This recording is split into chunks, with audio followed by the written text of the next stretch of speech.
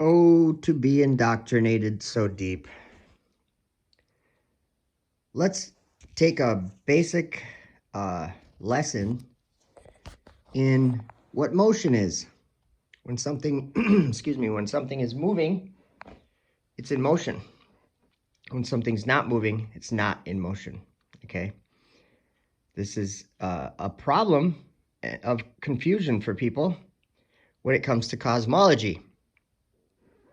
Do you see anything in this video I'm taking right now? Is there anything moving right now on the table? No. There's a coffee cup.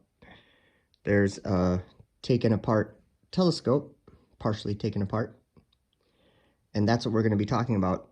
I'm going to show you proof that the Earth is stationary and that the sky is in motion. Now, some people would tell you, well, that would be the same as if the sky was not moving and the Earth was rotating in motion. No, it would not be the same. And this telescope is proof, okay? We live on Earth, and when we live on the Earth, everyone here observes the stars in the night sky moving in a particular way. So you can't say, well, you can't tell if that's the Earth rotating and the sky looks like that because the Earth's rotating. No, I can tell, actually.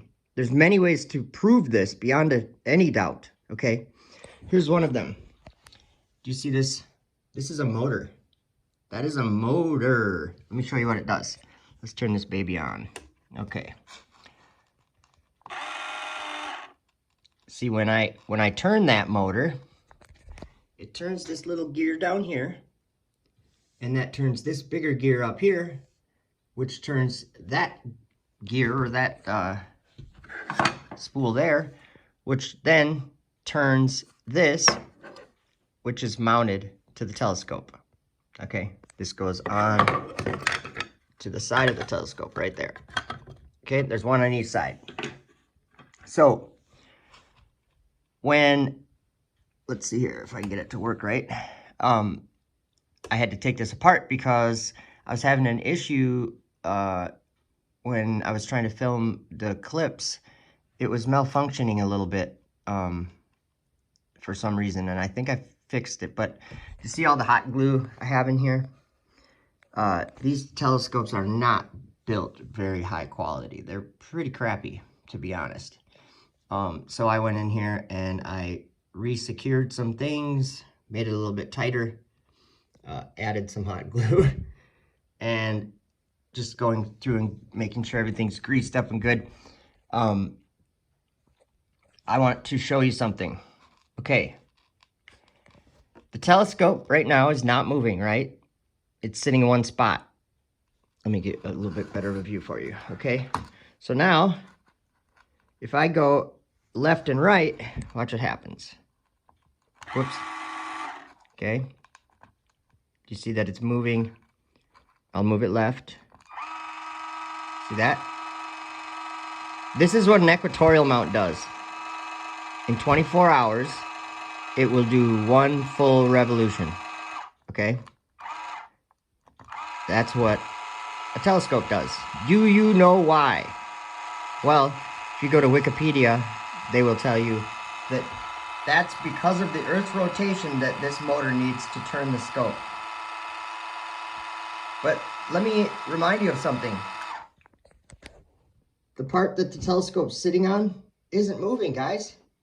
Do you see that? The table's not moving. But if we look up at the telescope, watch. Notice, I'm gonna get the table in there too, into the shot, okay? Table, not moving. Telescope moving. Okay, now that's for an equatorial setup. What you'll do is you'll tip the scope and you'll point that at Polaris, or if you're in the south, you'll point it at the center of the axis of rotation in the south, and then it'll just sit and spin like that at that angle, and that's how the sky works. The sky turns in a big circle And the telescope must have these motors here to turn the base, because otherwise the sky will move out of the way of what you're trying to film. So if you're trying to film a star, you have to constantly be moving the telescope base to copy the motion of the stars, because again, the base is sitting in one spot. Okay. Now these other motors, these I don't even need for an equatorial mount. These ones. Because what that does, let me show you. Well, I better not do it without the cover on. That makes this tip up and down like that. And with an equatorial setup, you don't need that. You can just point it at any place in the sky and it will stay following that item as long as the base turns. And that is because for a longer video than should be necessary, the stars rotate above a stationary Earth.